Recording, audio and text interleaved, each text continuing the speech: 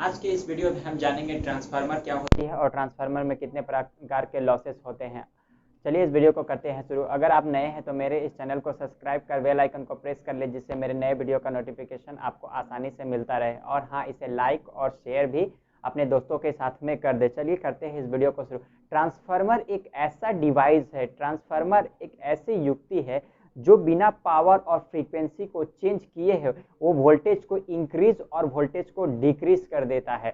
वो वोल्टेज को इंक्रीज और वोल्टेज को डिक्रीज करने का काम आता है। ट्रांसफार्मर में जनरली दो प्रकार के लॉसेस होते हैं, कॉपर लॉस और आयरन लॉस। क्योंकि ट्रांसफार्मर में दो तरह के कोर लगे होते हैं, एक तरफ के कोर को हम लोग प्राइमरी और दूसरे साइड को सेकेंडरी कहते हैं। जिस ओर हम लोग इनपुट देते हैं उसे प्राइमरी कहते हैं, जिस ओर से हम लोग आउटपुट लेते हैं उसे हम लोग सेकेंडरी कहते हैं।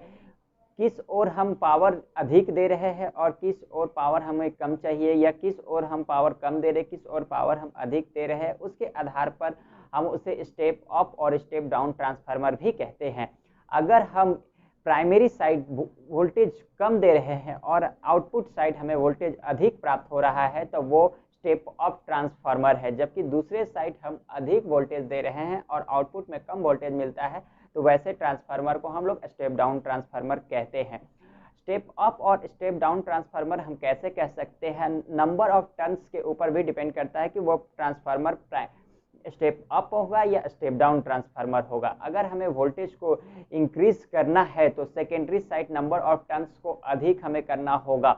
अगर हमें वोल्टेज को डिक्रीज करना है तो नंबर ऑफ टर्न्स हमें प्राइमरी साइड देना होगा। जिस ओर वोल्टेज हाई होता है उस ओर नंबर ऑफ टर्न्स अधिक होते हैं, और जिस ओर वोल्टेज कम होता है उस ओर नंबर ऑफ टर्न्स कम होते हैं। और हाँ, जिस ओर नंबर ऑफ टर्न्स अधिक होते हैं उस ओर का वायर का जो क्रॉस सेक्शनल एरिया होता है वो लेस होता है, जबकि जिस ओर का नंबर ऑफ टर्न्स कम होता है उधर का क्रॉस सेक्शनल एरिया अधिक होता है। ट्रांसफार्मर में जनरली दो ही मेन पार्ट्स होते हैं, एक उसका कोर और दूसरा उसकी वाइंडिंग।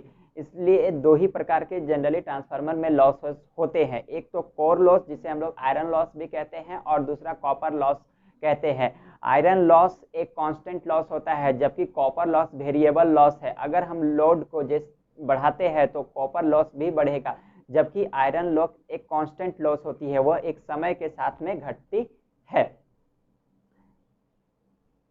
इस वीडियो में फिलहाल इतना ही। नेक्स्ट वीडियो में हम कुछ और टॉपिक्स को देखेंगे।